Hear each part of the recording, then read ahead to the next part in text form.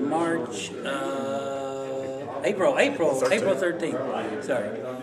And I'm here with Jim Hefley, and we're conducting an interview as a part of the Arkansas Academy of Computing in order to establish and maintain some of our archives. Particularly interested in talking to Jim about his early days with IBM. And why don't we start, Jim, by asking you the kind of equipment that you were working with in the first year or two that you started with IBM. All right. Going back to the dark ages of the early 1960s, it was the beginning of the computer era, really, with the 1401 computer, and then later in 1964 and 5, the System 360 family computers. And that's what I generally worked with throughout my first decade with IBM. Did you install many 1401s? I installed the first 1401 at the University of Arkansas.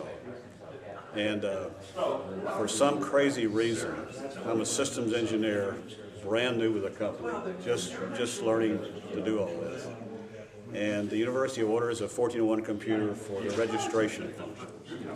And Jim Hefley, me, gets to write the entire, design and write the entire registration system for the University of Arkansas by himself. That's the way it used to work. 1401 assembler language. In the middle of this small project, I had an emergency appendectomy. Saved my life. I'm now in bed recuperating. And they're bringing me coding pads to my bed. And I'm writing assembly language programs to then take off and assemble and give me the diagnostics back and the errors, and I correct them. It was really a wonderful experience. I always look forward to it. But it did register the students eventually, and it worked. As crude as it was at that time. That's great.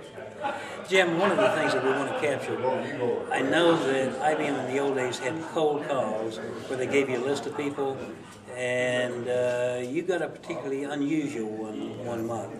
Well, it's really a fun story. Everybody knows the story of Walmart now and what they are. But when I was with IBM here in Northwest Arkansas, in, let's say, 1968 or 9, I spent almost all of my time, 99% of my time, with my larger customers, the University of Arkansas, Arkansas Best Freight, Tyson Foods. That was your customer relationships. That's what I did. But once or twice a year, IBM in their wisdom would ask their salespeople, like me, to devote a day to prospecting. And we just love this, of course, going out and knocking on doors.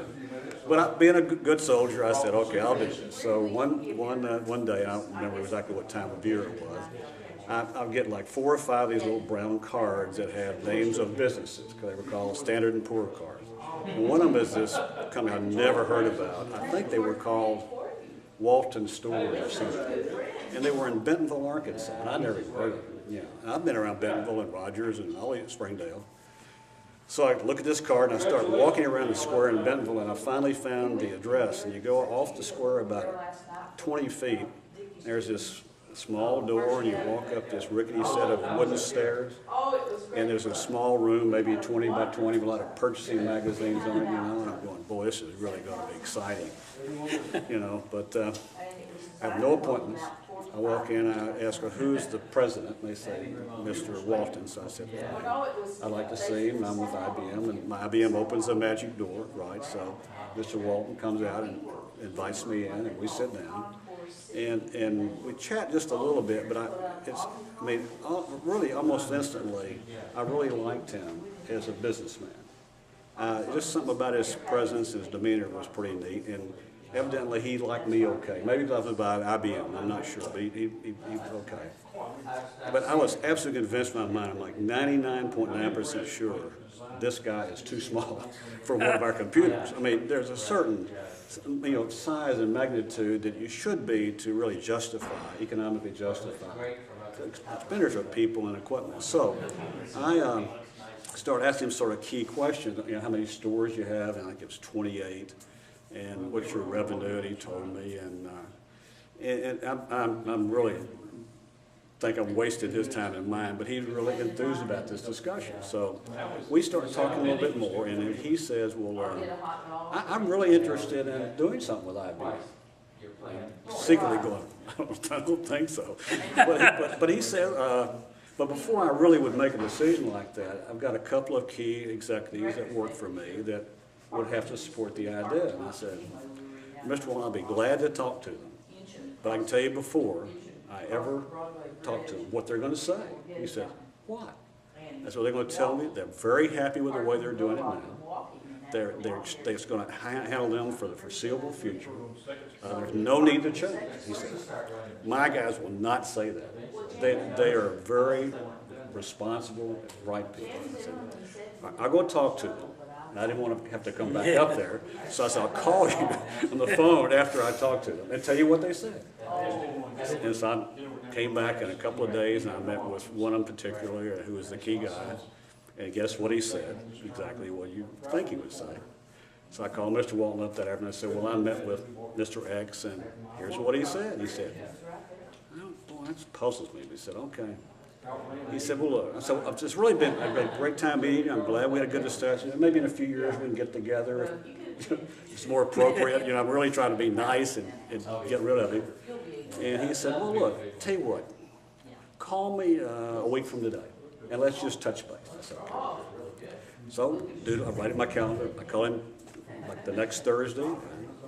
He said, well, let's talk again. I said, well, what's happening? He said, well, I sat down after you left and talked to those two guys. He said, they really did not understand what I want to do with my company. And we can proceed. They were gone. They were holding him back from his dream and what he wanted to do. Did he fire? I don't know exactly all the details, but they were no longer in the picture, period. So he said, let's talk. I went back up and we talked, and the fun part of the story sort of starts then, because now he is really interested, and he's made some commitments to proceed. So one thing I said to him that, cause I really believed in it, I said, if you're going to be a new customer, you really need to understand how other customers have used our equipment in order to visualize how you would use it. Because a lot of when they're a brand new customer don't have any, in those days, the late 60s, a lot of executives starting out with computers didn't know anything about information systems like people do today. It was really the dark ages for many of them.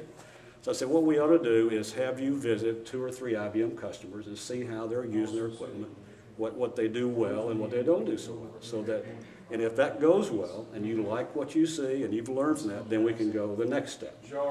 And I said, would you like to do it? He said, yes, I would. I said, well, it'll take me a couple of weeks to set up the appointments. You know, I got to talk to the IBM people here and there and make sure we get the right fit. He says, no, I'd like to do it this afternoon.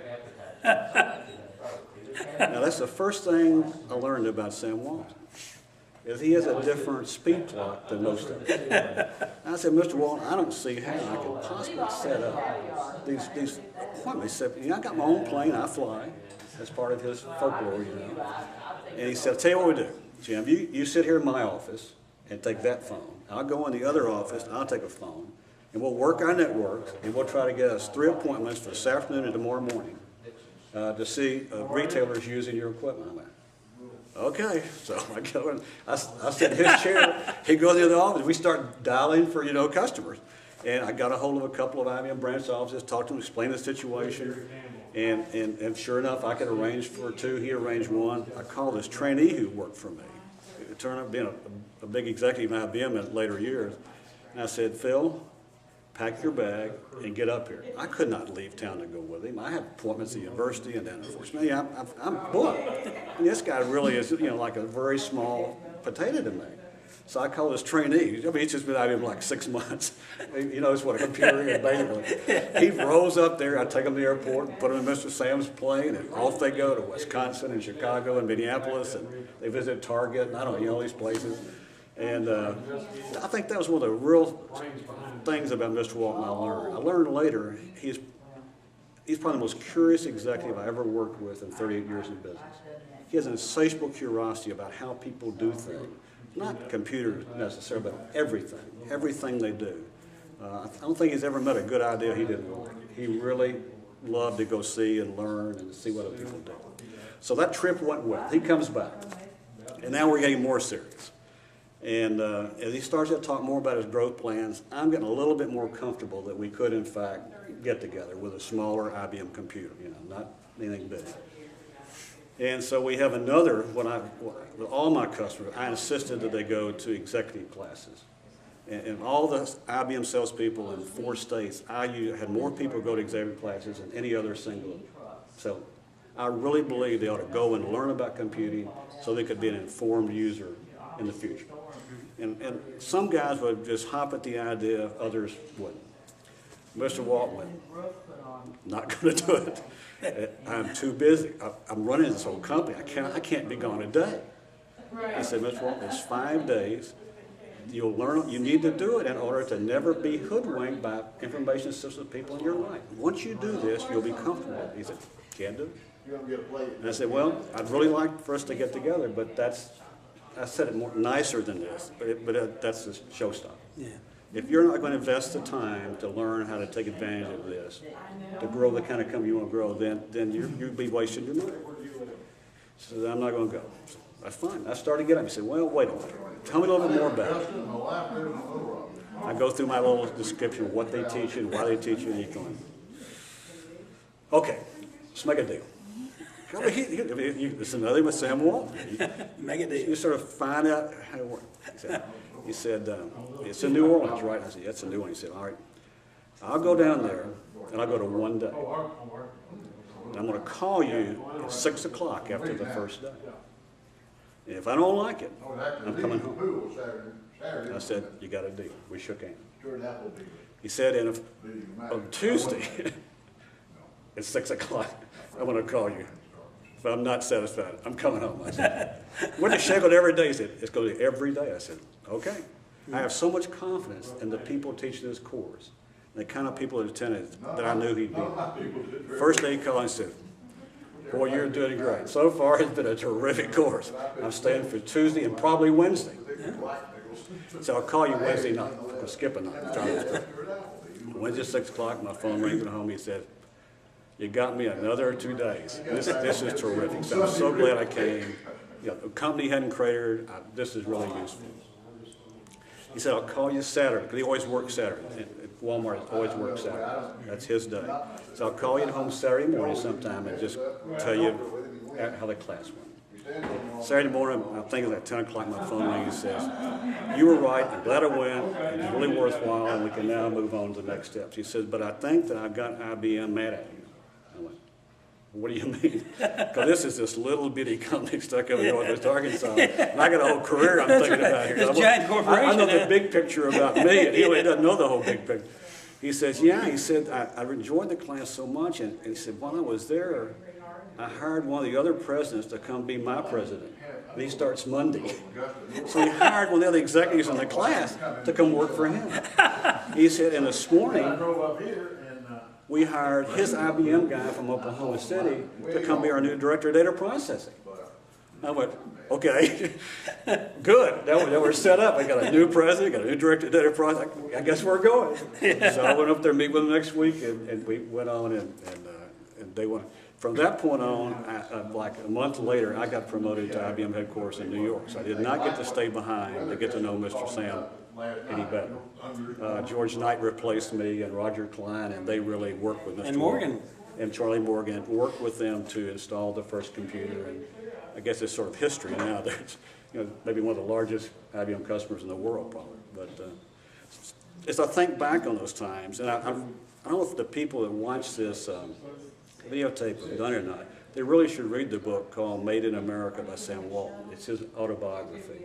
And a lot of the Walmart stores sell it, so it's not hard to get. Yeah. And I've read it twice, and everything he says about himself in there, I would confirm from my first-hand knowledge of the time I did work with him. His curiosity, his impatience, his speed of action.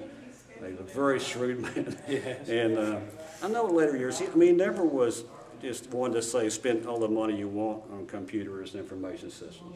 But he was pretty informed. He had a good sense about it at that time. I really look back to really insisting he go to the classes probably allowed him then to trust and know when to ask the different questions as they went from 28 stores to 1,000 stores, to thousands and thousands of stores. And from $28 million to the largest retailer in the world. So I feel really good that I was able, had enough confidence to insist that he do what I knew was the right thing to do. It was very easy in those times probably to say, well, okay, you don't have to go then. I mean, I guess because I'd been with IBM almost a decade at that time, I was pretty self-confident, I guess, and I didn't need the business, you know, wasn't hungry for that sale kind of thing, that I was able to do right by him and do right by us. And I think it's sort of the story's more about him and his traits, but I'm proud that I was able to contribute that. So any questions about it? I mean, that's really the story on my part of how we got started. What was the machine that you first installed? It was a 360 Model 20, which was the entry-level machine. Tyson's had one, and Peterson's had one, and you know, a lot of them had those kind. I mean, it was a great starter computer. All of us old guys will understand that machine. Yeah. These guys, the young guys won't. Okay, 360 won't mean a thing to them, but maybe we'll get them into a history book. But it was a perfect entry point for people to get into computers, and programming was easy enough for their people to do it. So that was a good start. Okay, and you went on from there then to White Plains? I got promoted to IBM headquarters in White Plains, New York, and the saddest part about that story is I got so involved in my new career and working in headquarters, doing all this, I totally missed the Walmart IPO. And did not get rich like all the other people in Northwest Arkansas who were here and bought the stock at $6 a share. I missed the whole thing. So I had to work for 30 or more years. Yeah, but that's And then I stayed out of him another decade or so. Most of a large customer, believe it or not. You know. So that one fun little new account though was fun. Which is now probably the biggest customer on the planet if you treat them as a customer. Yeah, I've heard it somewhere that if their computer division was separated out, it'd be one of the top 20 computer companies in the world or something. Probably would be. It's like $25 billion a year budgeted that they have now. Well, so I think Mr. Sam was a wonderful guy to get to know, and to watch him go through a very difficult decision for a small company. And the way he managed that decision process and dealt with me and dealt with his people and never gave up on his vision. I don't think he was able in those days very well to articulate what the vision was. It was more gut, instinct, drive, enthusiasm. You know, it was more sort of, it's going to go for it. And I don't think he sat down and had a strategic plan that said, I'm going to be, you know, a $1 billion company someday or any of that stuff. No spreadsheet at that no time? Spread. I mean, he kept it all on his desk. But he was really a great guy to meet and to work with for the brief time I did. Jim, we're trying to concentrate some on these early years. It's a lot easier for us in some of the things that we're doing to get the later years from about 85 on. So those early years, have you got some other interesting items from those early years? I think one of the things that was fun for me, because I was placed in Northwest Arkansas, which was one of the 2 or 3 big integrated poultry centers in the country, the Delmarva Peninsula, Northwest Arkansas, and Georgia. And because you're here, that's who they weren't big customers then. Tyson's was $50 million in sales, not billions of dollars in sales. But they were good customers, and because they were smaller, you really worked closely with the business of the business and not with the information. And I find that's the biggest difference in the 80s, 90s versus the 60s was now the data processing departments became so big, they became their own business. Right. And 2 of my jobs in IBM in my later years, I was the IBM person handling, I think they were the 8th largest IBM customer in the country, and another time the 7th largest customer of IBM. So I had, and they were gigantic businesses in and of themselves, and I almost got so divorced from the business they were doing that I became sort of, I just wanted something different. So I left IBM and went into management consulting. So I get back into business, so to speak, and away from information systems. It's been another career of 19 years, helping people improve their business processes, their channels, their delivery system, you know, manufacturers, all those kind of things, which weren't really IT driven.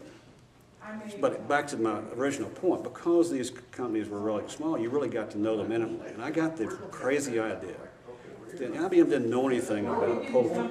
Yeah. I mean, they knew a lot about manufacturing companies or banking companies. So I got this wild idea that I would then design a poultry information system. And so I went in, and it turned out to be a neat relationship deal. Because I went and met with the president of every single poultry company in Northwest Arkansas, not to sell them something, but to pick their brain and let them help me design the first documented integrated poultry information system that existed in the world. I mean, all the way from the hatchery through, to processing plants to consumer. And we documented all. I got it published as an IBM publication, and it's really a neat deal. Yeah. Out of that came, this is a little bit irrelevant. When in 1974, IBM decided to be one of the few companies that would try to get into Soviet Russia and start to market there. And so what did Russia do in those days, in 1974? Well, all they really had was agriculture and defense, right? That's all they did. That's all. Agriculture being... Defense was real good. Agriculture was kind of iffy. They were all big co-op form, but they're just gigantic as the whole country, right? So IBM arranged for two of us, really, to go to Russia to meet with the Ministry of Agriculture deputy directors to talk about how you use computers in agriculture. There's a guy from the West Coast who understood cattle and feedlots and linear programming for cattle, and I understood linear programming for feed for chickens and all this other stuff. So we go with our interpreter, lawyer. He's a Yale grad, he speaks fluent Russian, he's a lawyer, so he's our guy. So three of us traip off to Russia. In those days it was really fun and frustrating because the Soviets would not make any appointments with you until you physically arrived in the country. So you have to go to Moscow and check in your hotel, and then every morning your government liaison person calls the deputy and says, "Will we meet today?" They say, "Yes, no." If you say no, we go touring. Say yes, we go meet. I mean, to us, it's really stupid, right? I mean, you think it's not a very efficient way to do it. But the numbers were just staggering. I don't need to go through them, but you just think we have poultry. Like one guy owns all the poultry in Russia. In Russia. In Russia. I mean, every bit of it. One guy owns all the cattle.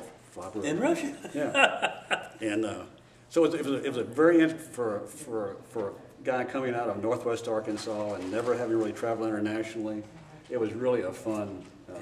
Now those who know me well won't be surprised. The first Russian word I learned was champansky for champagne, but I did learn that very quickly, so, which helped me a lot in working there. Well, as you know, my tenure with IBM was fairly short, but it goes back to those same years. It was 64 and 65 that I worked for them, and I remember those small companies. I had Georgia Pacific, and I had a 1401, just like what you're describing, and they gave me a inventory application, but there was no software. Right. There was no inventory software. At that time, there was no operating system. Now, these guys, the students, what do you mean, no operating system, okay? Right. No operating system, okay? It was about that big. Yeah. There was no operating system. You just had to read cards and print, basically. That's about it. There was also no good software for reading a disk drive. Now, they'd give you a disk drive, and so I remember that we had to go in and tackle problems that had never been touched before. And I know you ran into much of the same. Well, that was also the part that made it fun from a programming viewpoint, design viewpoint, because you really designed it from the guts out. Yeah. And go back from early enough, the university registration system. I mean, you had to design every bit of how you register and what reports go out to the faculty and what goes to the students and how it goes to the bursar. I mean, you had to figure all this stuff out. There was no software to take advantage of it at all. The only things that existed that helped us up here was that linear programming had some good, solid software of that time for feed blending. Yes, it did. I mean, the guys in the computer labs had done a nice job of that. It had migrated over to the commercial world very well. And part of our role in IBM was to move it from the academics who were running linear programming for academic problem into the world of, maybe truck optimization for fleets of trucks or, all the things we now use linear programming for. That was about one of the few things that existed that we could use. It was amazing to me, though, also how the customers were so unsophisticated.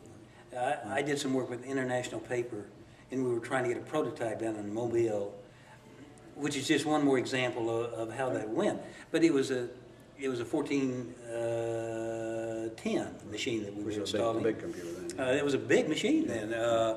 But you not only were installing the machine, trying to get the software up, but training the people was a giant item because you had the whole package. I mean, there was nothing. Well, and fortunately, the software package started developing in the 70s because we would never be able to grow the information industry the way we have if we had to do it the old way all the time. It's just it's too labor intensive. It's too mistake prone. Anybody runs my Microsoft Windows knows today that a lot of mistakes can happen even with 1,000 beta test sites. Yeah. So today, you know, we have wonderful software packages that allow you to go from A to Z much quicker. But because you don't know what's in all the packages, you spend a lot more of your time trying to analyze the package versus analyze the problem. So you know, we'll still spend a lot of time in doing it. Well, I don't want to get into a diversion, but I remember that we had to give the commands on that 1401 to control the disk drive, to move the read-write arms and position them, okay? And then send it the signal to that to read from this particular track, etc.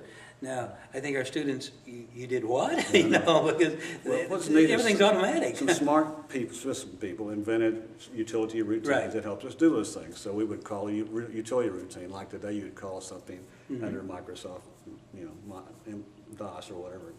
And but that was really a big help. We no longer had to write line by line how to start the printer or stop the printer and those crazy things that were wasteful. That didn't do any work.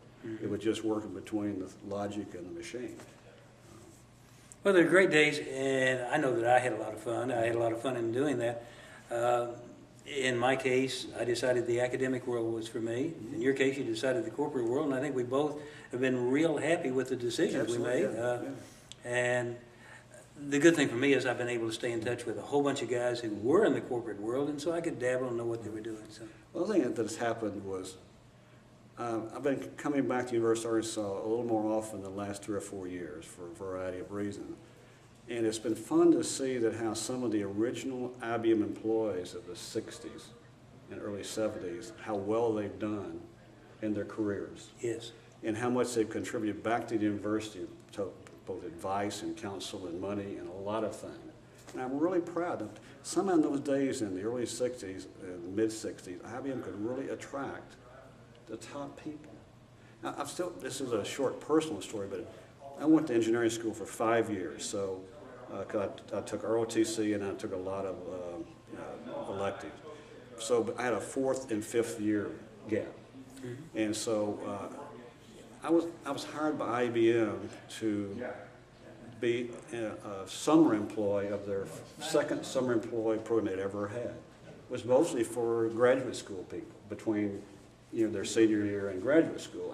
There were 2 or 3 of us who were sort of between 4th and 5th year in engineering. And so that got me started at IBM really before I graduated from school. And when I got out of school, I really planned to go to work for AT&T Long Lines, because they had done the best job of recruiting me. And I was really enthused about it. And I knew some people had gone there, Dick Blake and people like that, who were just ahead of me. And IBM discovered me through Rudy Martin, who was one of the Academy of Museum people there. He just gone to work for IBM, and the branch manager said, you ought to really talk to this Hefley guy. He may be the kind of guy you're looking for. So IBM comes to me and makes me an offer. That's going to think it's crazy. I didn't even know what IBM did. I mean, they were totally not on my radar screen. I didn't know who IBM was. I mean, I knew, Kodak and Tennessee Eastman and all these chemical companies. I knew a lot about those guys. I'd seen some of the clocks. I didn't know anything about it. So I called the AT&T Long Lines guy who's recruiting me. I said, I've got this other offer. But I'm really sort of committed to you. He said, Jim, in your shoes, I'd go with IBM in a heartbeat. He said, information systems, or data processing, we call it then, is going to be the heart of everything we do. You go with them, let them train you, and we'll be after you every year. He said, for your own good, that's what you ought to do. And I've always admired the man for being that honest with me. And they did come after me a couple of times afterwards, until we finally said, I'm going to stay. Because it was just exploding. It was such fun, and everything was new. But that meant to tell the story that I didn't even know who IBM was, as a junior in college doesn't say much good about me, but it was really It says more about IBM, too. Because we really knew. I mean, that nobody knew about it. Well, in my story, and I'm just going to throw this in real quick, it's kind of an addendum. In order to avoid going to Vietnam, I went on to graduate school, and so I wanted to get a master's. And the extremely new University of Arkansas Computing Center, which had just opened, hired me. And so I worked for them for a year and a half while I got my master's degree. Now, IBM never at that time hired anybody that had a dose of computer experience. So I was one of the first that applied, and said, yeah, I have written programs, and yes, I have done this. And so they were all over me.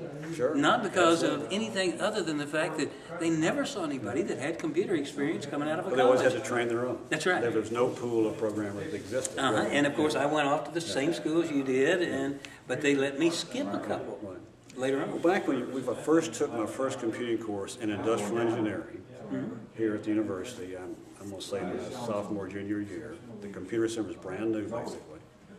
And he had to write everything in assembly language. I mean, it was excruciating. And then I learned later that one of the academy members here, Tom Goldsboro, used to write computer programs on the same kind of computer I was writing on. He used to write them in ink. And I'm writing them in pencil and erasing like a madman all the time. You didn't do anything. Goldsboro writes them in ink.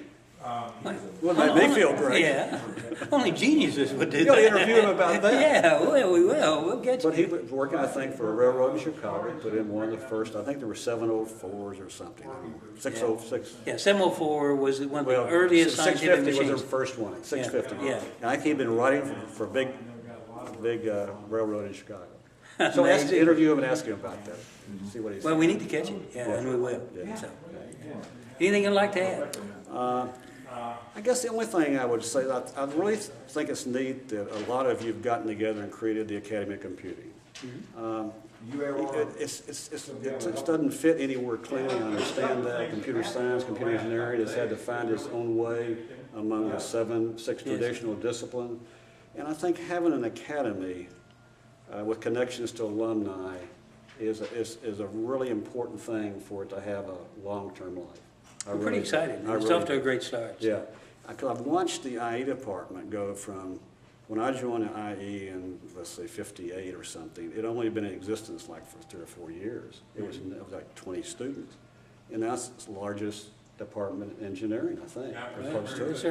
Certainly. So, and because of that, they've gotten a lot of feedback from their alumni that's helped them design their curriculum better. It's changed from, time and motion and efficiency stuff to logistics. And, the change has been driven a lot by alumni help and alumni support, and which I think every academic institution should get some of and value. All right, now I know that may be heresy a little bit, but I really think that they have a lot to offer, and IU's done a wonderful job of enticing their alumni to come back and help advise them, and then hire their graduates, and et cetera. And that's why they're Walmart stores and ABF and all the places IU's never went to in my day. You only went into industrial environment, basically. That's right. Manufacturing, old style manufacturing. That was it. Yeah. So I think it's really. But a bunch of us kind of broke with that mold and kind of started to get into more of the services, the information technology, hospitals. In my view, the academy that's your legitimate vehicle to involve your faculty in the right way in discussions and helping place your graduates, and a lot of good things come out of that. So I just want to thank you, as George Knight, especially for doing that. We've had a lot of fun. It's been a lot of work and a lot of fun. Okay, great. So, thank you, Robert. Listen, enjoy it. Thank you for the interview. Thank you, Jim. Okay.